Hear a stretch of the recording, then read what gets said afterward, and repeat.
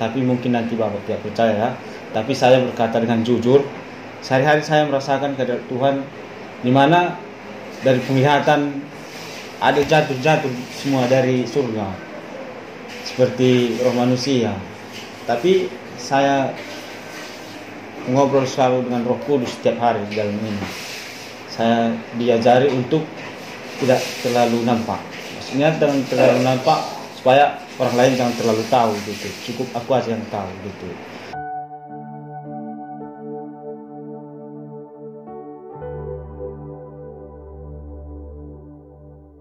Baik. Shalom. Shalom Pak.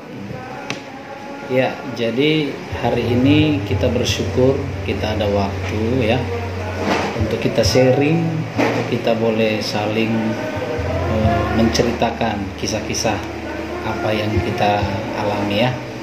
Siapa namanya? Agus Banurea Pak. Agusman. Agus Banurea. Agus Banurea. Ya Pak. Saya panggil Agus ya. Iya Pak.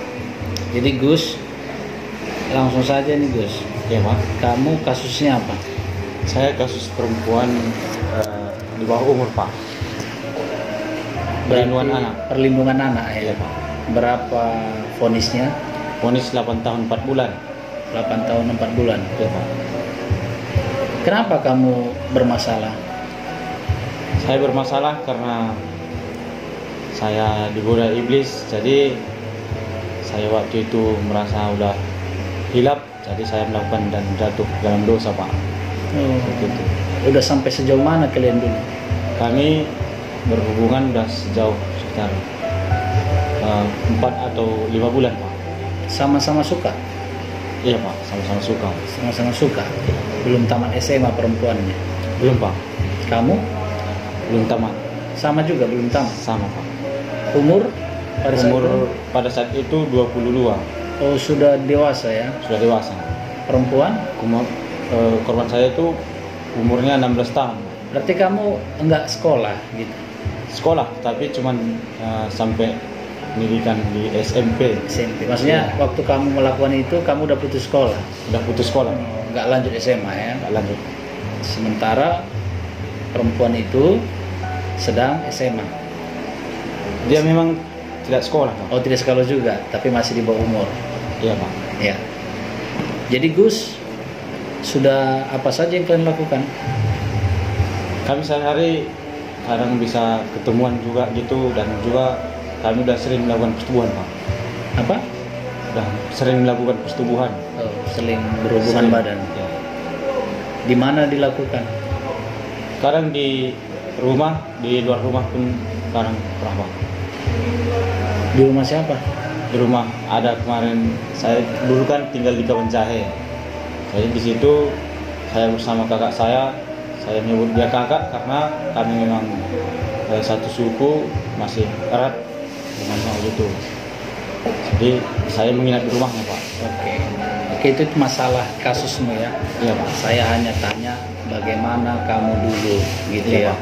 sampai kamu bisa jatuh dalam masalah itu. Iya Pak. Akhirnya orang tua si perempuan menuntut kamu gitu kira-kira Iya. ya. Gimana caranya? Caranya saya diadukan ke Polres dengan menuduh saya itu telah mencemarkan nama baik keluarga si perempuan. Oh, Iya Pak. dan juga melakukan hubungan Persetubuhan. dengan anak di bawah umur Iya Pak. Di luar nikah. di luar nikah. Iya Pak. Tidak bisa berdamai pada saat itu. Pada saat itu saya tidak ada kekuatan Pak untuk berdamai, karena saya untuk menghubungi keluarga pun sangat sulit Pak.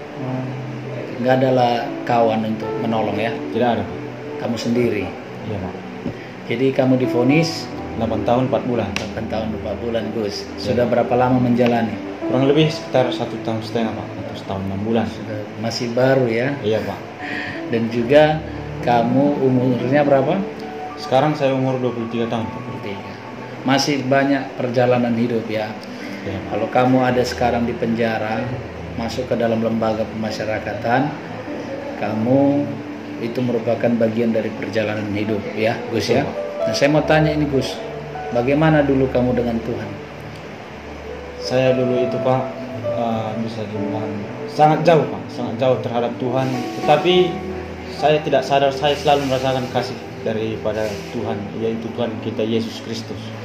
Dan setelah sekarang saya sadar dan saya tidak tahu ingin membalasnya dengan apa seperti itu. Tapi saya sampai saat ini kuat dan semampu saya akan berbuat untuk Tuhan Pak. Berarti setelah masuk penjara baru kamu dekat dengan Tuhan?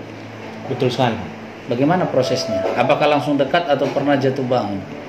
Prosesnya dengan saya masuk ke dalam lembaga ini, seperti yang dikatakan Tuhan juga, apapun yang terjadi itu yang terbaik untuk kita Pak. Jadi saya ceritakan dari awal, di mana saya dulu masuk itu saya banyak problem, tapi saya selalu mengeluh, saya selalu kadang tidak terima, tapi saya selalu merasa tidak kuat, rasanya saya ingin bagaimana ya, agak susah mengatakannya. Tapi yang perlu kita ketahui, kita ingin menyangkal Tuhan itu bahwa Dia kira-kira nggak sanggup untuk menuntun kita seperti itu. Pada saat itu saya